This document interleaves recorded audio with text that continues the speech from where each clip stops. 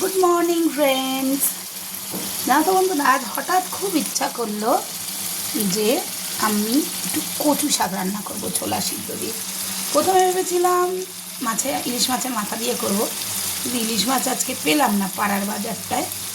তাই ভাবলাম একটুখানি যদি ছোলা সিদ্ধ দিয়ে করা যায় কেমন হয়। আমি কখনো কচুর শাক সত্যি কথা আগে করেছি এক দুবার, সেটা হচ্ছে মাছের মাথা দিয়ে করেছি, কিন্তু আজকে একটুখানি ছোলা সিদ্ধ দিয়ে নিরামিষভাবে করছি।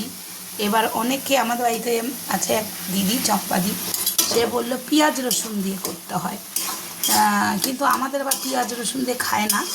আমি একটু আদা বাটা ছোলা সব দিয়েই কচু শাকটা করছি। আমি এই প্রথমেই নিরামিষভাবে করছি, কেমন হবে আমি জানি না। তবে তোমরা আমাকে জানিও যে তোমরা কচুর শাক কীভাবে বানাও, পেঁয়াজ রসুন দিয়ে বানাও না পেঁয়াজ রসুন ছাড়া বানাও।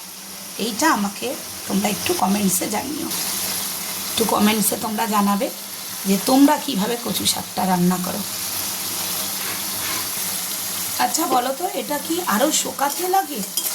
আসলে আজকে মার শরীরটা ভালো নেই। আমার মাকে ফোন করেছিলাম, মা তো বলে দিয়েছে অনেকক্ষণ শুকিয়ে শুকিয়ে একদম জলটা টেনে নেওয়ার পর নামাতে হয়। তো তোমরা আমাকে একটু কমেন্টসে বলো যে কতটা একদম শুকিয়ে পুরো ড্রাই করে ফেলতে হয় না একটু মাখা মাখা রাখতে হয়, এটাও আমাকে একটু জানিও। কারণ কচু শাকটা আমার সেইভাবে কখনো করা হয়নি। অনেক আগে একবার শাশুড়ি মা দেখিয়ে দিয়েছিল, তখন ইলিশ মাছের মাথা দিয়ে করেছিলাম, কিন্তু তারপর সত্যি কথা করা হয় না। মা শাশুড়ি মাই বেশিরভাগ সময় কখনো কখনো কচু শাক করেন, না হলে বাড়িতে মা করলে মার কাছ থেকেও খেয়ে আসি। কিন্তু আজকে হঠাৎ, আসলে কালকে বেহালা গেছিলাম, গিয়ে বেশ দেখলাম আজ যেহেতু রান্না পুজো, তো দেখলাম বেশ ভালো কচুর শাক বিক্রি হচ্ছে। তা দেখে আর লোভ সামলাতে পারলাম না, নিয়ে নিলাম 2 প্যাকেট। নিয়ে এসে তো এই পড়েছি সমস্যায়, কি করে করব। যাই হোক, করছি। খেতে কেমন আমি প্রথমে আর তোলা হয়নি যে কীভাবে কী করলাম, তোমরা তো সবাই জানো কীভাবে কচু শাক হয়। আর আজকে আবার রান্না পুজো, আজকে তো ঘরে ঘরে হচ্ছেই, মানে যাদের রান্না পুজো আছে তাদের তো কচুর শাক রান্না হচ্ছেই। যাই হোক, আমাকে তোমরা কিন্তু অবশ্যই কমেন্টে জানাবে যে কারা কীভাবে কচুর শাক রান্না করো।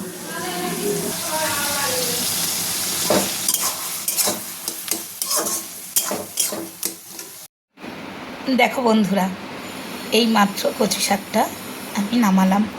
কেমন হয়েছে বলো? ভালো হয়েছে তো? এখন জানি না, তোমরাই কমেন্টস করে জানাও যে কেমন হয়েছে। এরপরে আমি তোমাদের আজকে লাঞ্চটা দেখাচ্ছি।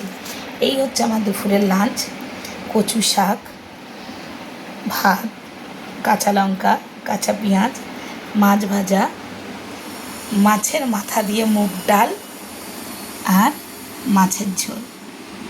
এই হয়েছে আজকে আমাদের লাঞ্চ। বেশি কিছু করতে পারিনি, কারণ একটু পরেই আমাকে বেরোতে হবে, মেয়েকে আনতেও যেতে হবে। তাই জন্য তোমাদের আজকের লাঞ্চটা দেখালাম। কেমন হয়েছে জানিও, খুব অল্প উপরই করেছি। ঠিক আছে, সবাই ভালো থাকবে। কেমন?